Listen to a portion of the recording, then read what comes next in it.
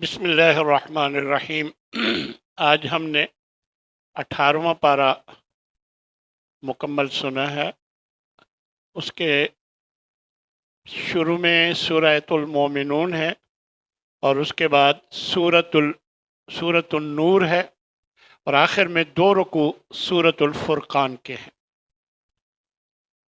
اعوذ باللہ من الشیطان الرجیم، بسم اللہ الرحمن الرحیم۔ یقیناً ایمان والے کامیاب ہو گئے جو اپنی نمازوں میں عاجزی اختیار کرتے ہیں اور لغویات سے، بیہودہ کاموں سے اعراض کرتے ہیں، زکوٰۃ ادا کرتے ہیں اور اپنی شرمگاہوں کی حفاظت کرتے ہیں، اپنی امانتوں اور عہد کا خیال رکھتے ہیں، یعنی ان کو پورا کرتے ہیں اور اپنی نمازوں پر محافظت ہمیشگی اختیار کرتے ہیں۔ یہ ہیں وہ لوگ جو وارث ہیں، جنت الفردوس کے وارث ہیں اور وہ اس میں ہمیشہ ہمیشہ رہیں گے۔ ہم نے انسان کو مٹی کے جوہر سے پیدا کیا، پھر اسے نطفہ سے جو ایک محفوظ جگہ میں رکھا گیا۔ اللہ تبارک و تعالی نے یہ رحم مادر جہاں 9 ماہ تک بچہ محفوظ طریقے سے پرورش پاتا ہے، اس کا ذکر فرمایا۔ پھر فرمایا کہ پھر ہم نے نطفہ کو علقہ سے بنا دیا، یعنی نطفہ کو ہم نے جمع ہوا خون بنا دیا، پھر جمے ہوئے خون کو لوتھڑا بنا دیا، پھر لوتھڑے کو ہم نے ہڈیاں بنا دیا، پھر ہڈیوں کو ہم نے گوشت پہنا دیا۔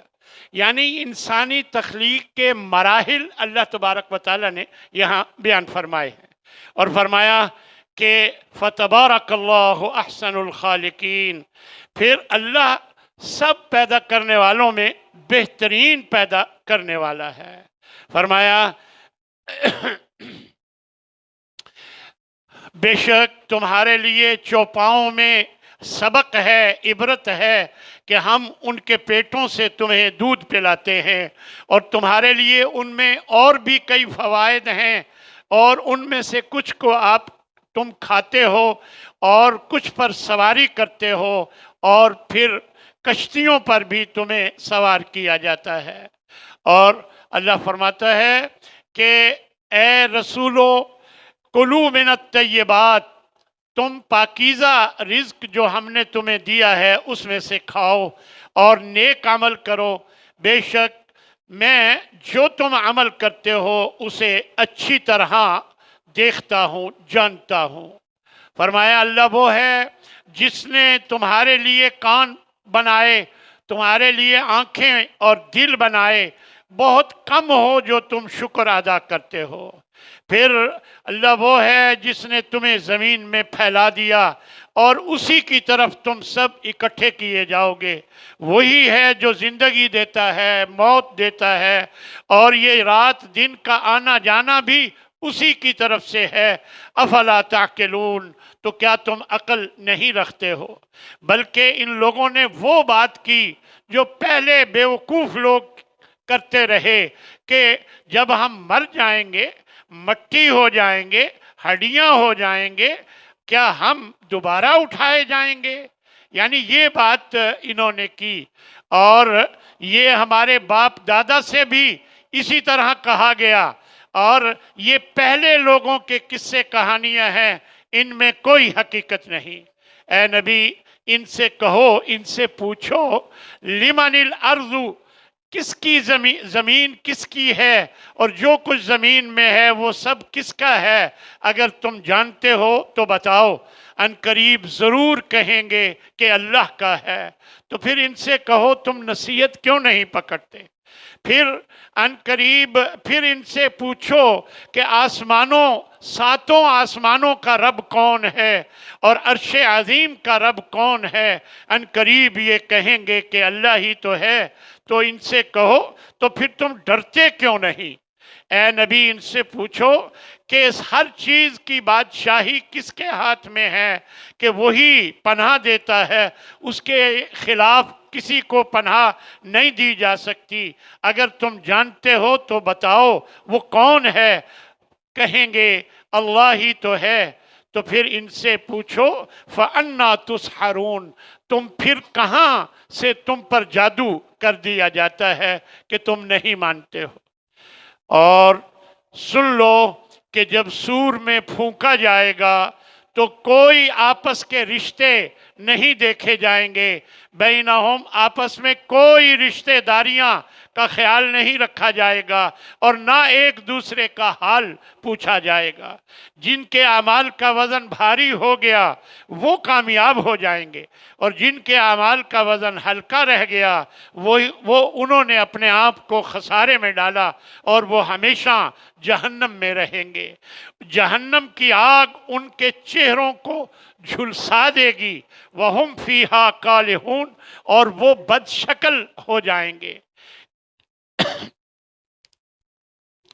فرمایا ان سے کہا جائے گا کیا تمہارے پاس میری آیتیں نہیں آئی تھیں؟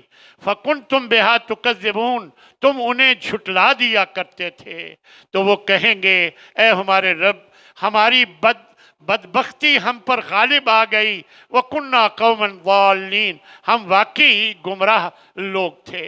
اے ہمارے رب، ہمیں یہاں سے نکال، اگر ہم نے اب دوبارہ کیا تو ہم واقعی ظالم ہوں گے۔ کہا جائے گا کہ اخسؤ فیہا، اب یہیں تم ذلیل و خوار پڑے رہو اور مجھ سے بات تک مت کرو۔ فرمایا کیا تم نے یہ سمجھ رکھا ہے کہ ہم نے تم کو بیکار پیدا کیا ہے اور تم ہماری طرف لوٹائے نہیں جاؤ گے؟ سن لو بے شک اللہ بہت بلند ہے اور وہی حقیقی بادشاہ ہے، اس کے سوا کوئی معبود نہیں، وہی عرش کریم کا رب ہے۔ سورہ نور میں اللہ تبارک و تعالیٰ ارشاد فرماتے ہیں زانی مرد ہو یا عورت، ان دونوں کو کوڑے لگاؤ، دونوں میں سے ہر ایک کو 100 کوڑے لگاؤ، اور اللہ کے دین کے بارے میں کسی سے نرمی مت کرو اگر تم ایمان رکھتے ہو اللہ پر اور آخرت کے دن پر۔ اور جب یہ کوڑے لگ رہے ہوں تو مومنوں میں سے ایک گروہ ان کو دیکھنے کے لیے وہاں موجود ہو۔ زانی مرد شادی نہیں کر سکتا مگر زانیہ یا مشرکہ سے۔ دیکھیں اللہ تبارک و تعالیٰ نے مشرکہ عورت کو زانیہ کے ساتھ ملایا ہے، کیونکہ زانیہ اپنے خاوند کا حق کسی کو دیتی ہے اور مشرکہ عورت جو ہے اپنے رب کا حق کسی کو دیتی ہے۔ اس لیے اللہ نے مشرکہ عورت یا مشرک بندے کا زانی سے اس کا تعلق جوڑ کر بتایا ہے کہ یہ یعنی زانی مرد شادی نہیں کر سکتا مگر زانیہ سے یا مشرکہ عورت سے، اور اسی طرح زانی عورت اس کے ساتھ نہیں نکاح کرے گا مگر زانی مرد یا مشرک مرد۔ حرم ذالک علی المؤمنین، مومنوں پر یہ حرام کر دیا گیا۔ وہ لوگ جو پاک دامن عورتوں پر تہمت لگاتے ہیں پھر 4 گواہ پیش نہیں کرتے تو انہیں 80 کوڑے لگاؤ اور ان کی ہمیشہ کے لیے گواہی قبول نہ کرو۔ یہ فاسق و فاجر لوگ ہیں۔ وہ لوگ جو اپنی بیویوں پر الزام لگاتے ہیں پھر 4 گواہ پیش نہیں کرتے ہیں تو ان کے لیے یہ طریقہ ہے کہ وہ 4 دفعہ قسم کھا کر یہ کہیں، یعنی 4 قسمیں کھا کر یہ کہیں کہ اللہ کی قسم بے شک میں سچا ہوں، 4 دفعہ یہ کہے۔ والخامسۃ، اور 5ویں مرتبہ یہ کہے کہ اللہ کی لعنت ہو مجھ پر اگر میں جھوٹا ہوں، یعنی اگر اپنی بیوی پر کوئی تہمت لگا رہا ہو تو۔ اور وَيَدْرَعُ عَنْهَا الْعَذَابَ، اور اس عورت سے، اس کی بیوی سے یہ عذاب یعنی اس کو جو سزا ملنی ہے وہ ٹل سکتی ہے اگر وہ بھی 4 قسمیں کھا کر یہ کہے کہ اللہ کی قسم یہ جھوٹا ہے، اور 5ویں دفعہ وہ کہے کہ مجھ پر اللہ کا غضب ہو اگر یہ سچا ہو۔ اگر یہ کہہ دے تو اس سے جو رجم کی سزا ہے وہ اس سے ٹل جائے گی، ان کا معاملہ پھر اللہ پر چلا جائے گا۔ بے شک اب اس کے بعد جو آیتیں ہیں وہ حضرت عائشہ کی براعت میں اتری ہیں کہ وہ بے شک وہ لوگ جو ایک جھوٹی بات کرتے ہیں، جنہوں نے جھوٹ بولا ہے، فرمایا تہمت لگائی ہے، وہ تمہیں میں سے ایک گروہ ہے، انہیں تم اپنے لیے برا نہ سمجھو بلکہ یہ تمہارے لیے بہتر ہے، کیونکہ دراصل یہ جب تہمت لگی تو سارے مسلمان پریشان ہوئے، تو اس پریشانی کے بدلے میں اللہ نے ان کو اجر دیا، تو اس لیے فرمایا. اور ویسے بھی حضرت عائشہ کی براعت میں یہ آیتیں اتری، تو یہ اس لیے فرمایا کہ یہ تمہارے لیے بہتر ہو گیا، یہ تمہارے لیے برا نہیں تھا، یعنی یہ اس واقعے کا ہونا. فرمایا کہ ان میں سے جس نے یہ بات کی ہے گناہ کی، اور ان سب کے لیے اللہ نے عذاب رکھا ہے، اور جو سب سے بڑھ کر سب سے بڑا بنا ہوا تھا، جو اس کام کو کرنے میں آگے تھا، لہو عذاب عظیم، اس کے لیے بہت بڑا عذاب ہے. ایمان والو، جب تم نے یہ سنا تو پھر ان مومن مردوں نے یہ گمان کیوں نہیں کیا، یعنی کہ یہ غلط بات ہے، کہ یعنی اچھا گمان کرتے اور کہتے کہ ھذا افک مبین، یہ تو بہت بڑا جھوٹ ہے. اگر یہ سچے تھے تو یہ 4 گواہ کیوں نہیں لائے؟ فَإِذَا لَمْ يَأْتُوا بِالشُّهَدَاءِ، اگر یہ گواہ نہیں لائے، فَأُولَٰئِكَ عِندَ اللَّهِ هُمُ الْكَاذِبُونَ، تو یہ اللہ کے ہاں جھوٹے ہیں. دراصل حضرت عائشہ کا ہار گم ہو گیا، وہ باہر گئی ہوئی تھی، اور وہ اسے ایک جنگ کے سفر میں قافلہ رکا ہوا تھا اور وہ باہر گئی ہوئی تھی، اور جب وہ ان کا ہار ٹوٹ گیا تو وہ اس کو اکٹھا کرنے لگیں، ڈھونڈنے لگیں، تو اس طرح انہیں دیر لگ گئی. اور یہ قافلہ ہودج تھا، ہودج جس کے اندر حضرت عائشہ کو رکھ کر 2-3 آدمی اٹھا کر اونٹ پر رکھتے تھے، تو وہ انہوں نے خالی ہی رکھ لیا اور سمجھا کہ اس کے اندر ہے، اور اس طرح حضرت عائشہ رہ گئی اور قافلہ چلا گیا. حضرت صفوان ایک صحابی ہیں جن کی یہ ڈیوٹی تھی کہ تم نے جب ذرا روشنی ہو جائے پیچھے آنا ہے، کہ یہاں کوئی قافلے کی چیز رہ گئی ہو اندھیرے کی وجہ سے، تو وہ تم پھر سنبھالتے ہوئے آ جاؤ. جب انہوں نے دیکھا کہ حضرت عائشہ جب آئیں، دیکھا کہ قافلہ چلا گیا، پریشانی میں وہ وہیں پر لیٹ گئیں، تو حضرت جب صفوان نے دیکھا تو انا للہ و انا الیہ راجعون کہا، اور اپنی اونٹنی پر بٹھا کر اور خود اپنی مہار، اس کی مہار پکڑ کر چل کر قافلے سے جا ملے. اب کچھ منافقین نے اس حالت میں جب دیکھا تو انہوں نے باتیں بنانا شروع کر دی، تو اس کے بارے میں اللہ تبارک و تعالی نے یہ آیات اتاری ہیں. فرمایا کہ جو لوگ مسلمانوں میں، ایمان والوں میں چاہتے ہیں کہ بے حیائی پھیلے، ان کے لیے دردناک عذاب ہے، دنیا میں بھی آخرت میں بھی، اور اللہ جانتا ہے تم نہیں جانتے ہو. حضرت جب یہ واقعہ ہوا تو کچھ مسلمان سادہ لوگ وہ بھی ان کی باتوں میں آ گئے. دراصل یہ بات تو منافقین نے پھیلائی تھی، تو وہ کچھ ان سادہ مسلمان بھی ان کی باتوں، ان میں سے ایک تھے مستع، جو کہ خالہ زاد تھے حضرت ابوبکر صدیق کے. حضرت ابوبکر صدیق ان کی کفالت کرتے تھے، ان کا خرچہ وہ اٹھاتے تھے. جب انہوں نے دیکھا کہ یہ بھی ان لوگوں میں شامل تھا، میری بیٹی کے بارے میں جو باتیں ہوئیں، تو انہوں نے کہا اللہ کی قسم میں اسے بالکل کوئی خرچہ نہیں دوں گا. تو اللہ تبارک و تعالیٰ نے فرمایا کہ جن کو اللہ نے کچھ دیا ہوا ہے ان کے لیے مناسب نہیں ہے کہ وہ قسم اٹھا کر کہیں کہ قریبی رشتہ داروں کو، مسکینوں کو، جو اللہ کی راہ میں ہجرت کرنے والے ہیں، ان کو نہیں دیں گے. یعنی وہ قسم اٹھائیں، ایسا ان کے لیے مناسب نہیں، چاہیے کہ وہ معاف کریں اور درگزر کریں۔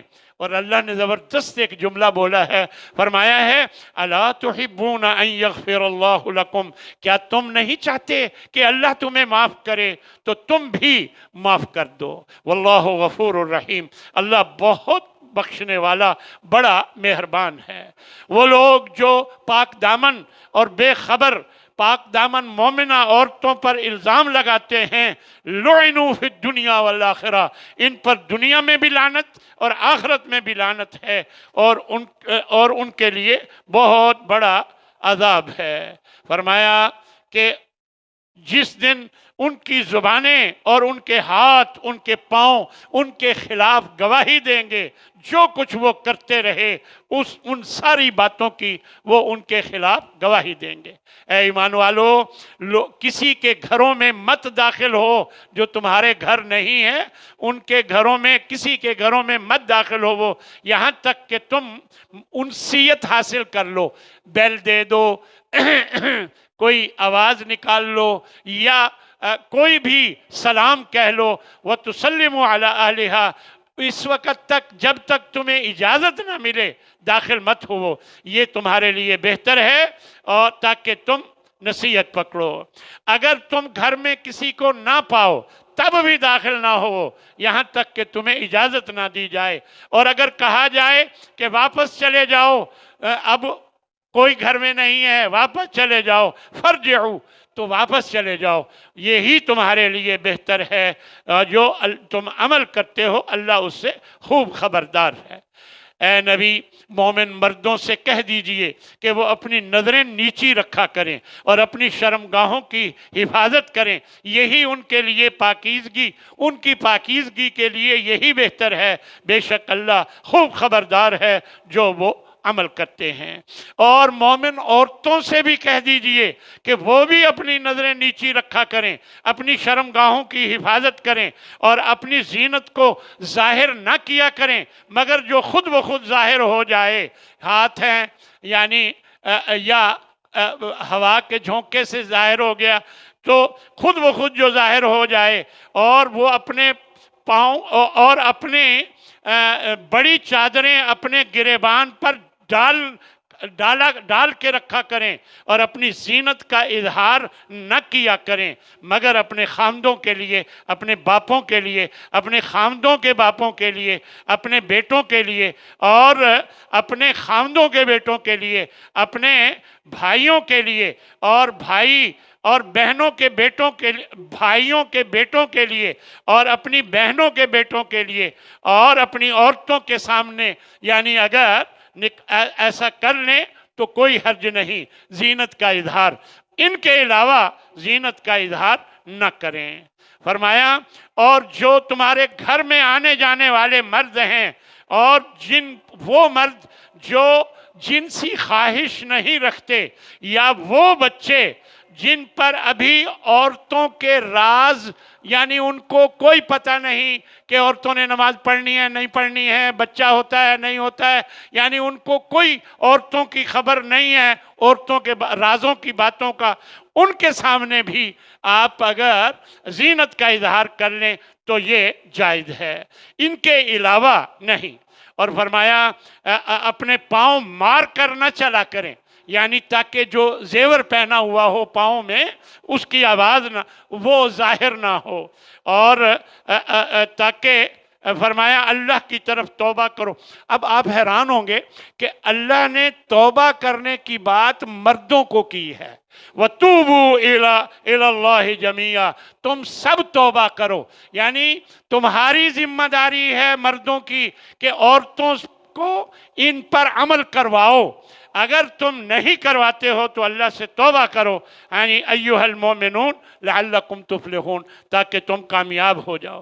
اور ایک بات اللہ نے بیان فرمائی کہ جو بغیر شادی کے تم میں تمہارے غلاموں یا لونڈیوں میں سے ہیں اور وہ شادی کے قابل ہیں تو ان کی شادی کرو، اگر غریب ہوں گے تو اللہ انہیں اپنے فضل سے خود غنی کر دے گا، واللہ واسع علیم، اللہ بڑی وسعت والا اور غنی ہے۔ فرمایا کہ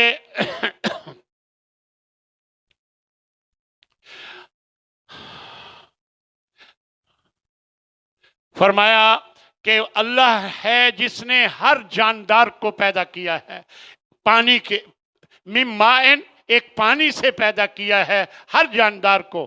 ان میں سے کوئی تو اپنے پیٹ پر چلتا ہے، کوئی اپنی دو ٹانگوں پر چلتا ہے، وَمِنْهُم مَن يَمْشِي عَلَىٰ أَرْبَعٍ، اور کوئی 4 ٹانگوں پر چلتا ہے۔ اللہ جو چاہتا ہے پیدا کرتا ہے، بے شک اللہ ہر چیز پر قدرت رکھنے والا ہے۔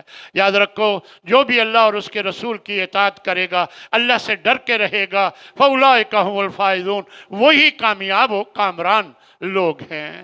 اور فرمایا کہ 3 اوقات ہیں تمہاری، یعنی پردے کے اوقات ہیں، ان میں جو الذین ملکت ایمانکم، جو تمہارے ملک یمین ہیں، یا جو ابھی بلوغت کی عمر کو نہیں پہنچے، ان سے بھی پردہ ہے، ان کو بھی اجازت نہیں ہونی چاہیے ان 3 موقعوں پر۔ یہ اللہ فرما رہا ہے من قبل صلاۃ الفجر، فجر کی نماز سے پہلے، وَحِينَ تَضَعُونَ ثِيَابَكُم مِّنَ الظَّهِيرَةِ، اور دوپہر کو جب تم زائد کپڑے اتار کر آرام کرتے ہو، اور وَمِن بَعْدِ صَلَاةِ العشاء، اور عشاء کی نماز کے بعد۔ یہ ثلاث عورات لکم، یہ تمہارے 3 اوقات پردے کے اوقات ہیں۔ تو ان جو چھوٹے بچے ہیں اور جو تمہارے گھر کے ملک یمین ہیں، ان کو بھی ان اوقات میں اجازت نہیں ہے کہ بغیر اجازت آ جائیں، اندر آ جائیں۔ اور فرمایا اس کے علاوہ تم پر کوئی گناہ نہیں، جی۔ اور فرمایا کہ جب یہ بچے، جو چھوٹے بچے ہیں، بلوغت تک کبھی نہیں پہنچے تھے، جب وہ بالغ ہو جائیں، فَلْيَسْتَأْذِنُوا كَمَا اسْتَأْذَنَ الَّذِينَ مِن قَبْلِهِمْ، تو پھر یہ بھی اجازت لے کر باقی اوقات میں آئیں جیسا کہ دوسرے لوگوں نے اجازت لے کر آنا تھا۔ یعنی جیسے دوسرے لوگ اجازت لے کر آتے ہیں، تو جب یہ بالغ ہو جائیں، ہمارے ہاں 15 سال کے بچے ہوتے ہیں، ایک دوسرے کے دوستوں کے گھروں میں جا کر گھس جاتے ہیں کہ افتخار ہے، فلاں ہے، یعنی بغیر، یہ بالکل غیر شرعی طریقہ ہے، اللہ نے اس سے منع فرمایا ہے۔ آج کل بچے 12-13 سال کے بھی بالغ ہو جاتے ہیں، اور یہاں پر اللہ تبارک و تعالیٰ نے عمر کا نہیں بتایا، بلوغت کا بتایا ہے۔ تو اس لیے اللہ تبارک و تعالیٰ نے ایک اور بات بیان فرمائی کہ وہ عورتیں جو بوڑھی ہو گئی ہیں، جنہیں نکاح کی کوئی خواہش باقی نہیں رہی، ان پر کوئی گناہ نہیں کہ وہ اپنے زائد کپڑے یعنی برقع یا بڑی چادر وہ اوپر لیں، لیکن یہ شرط ہے کہ غیر متبرجات بزینہ، میک اپ کر کے باہر نہیں نکل سکتی۔ البتہ ان کو اجازت ہے کہ وہ موٹے کپڑے اوپر جو لیتی ہیں، باقی عورتیں وہ نہ بھی لیں، لیکن اللہ نے ایک بات فرمائی کہ وَأَن يَسْتَعْفِفْنَ خَيْرٌ لَهُنَّ، اگر وہ یہ رعایت نہ حاصل کریں، یعنی پھر بھی وہ پردہ کر کے باہر جائیں، تو یہ ان کے لیے زیادہ بہتر ہے۔ یہ اللہ تبارک و تعالیٰ نے بات بیان فرمائی ہے۔ اور آخر میں سورہ فرقان کے 2 رکوع ہیں، یہ ہم انشاءاللہ اس کے باقی حصے کے ساتھ ہی بیان کر دوں گا۔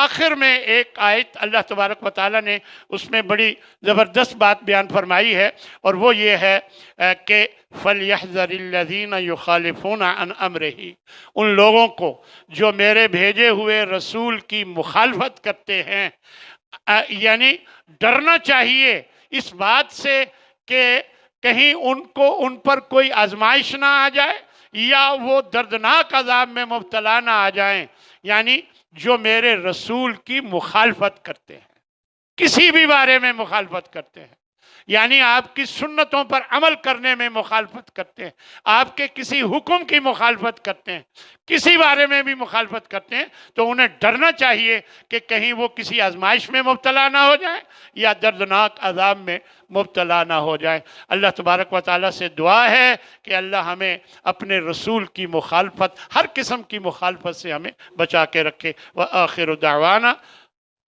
ان الحمدللہ رب العالمین۔ سورہ فرقان کے یہ 2 رکوع جو ہیں، یہ کل انشاءاللہ اس کا باقی حصے کے ساتھ ہو جائیں گے۔ وعلیکم السلام۔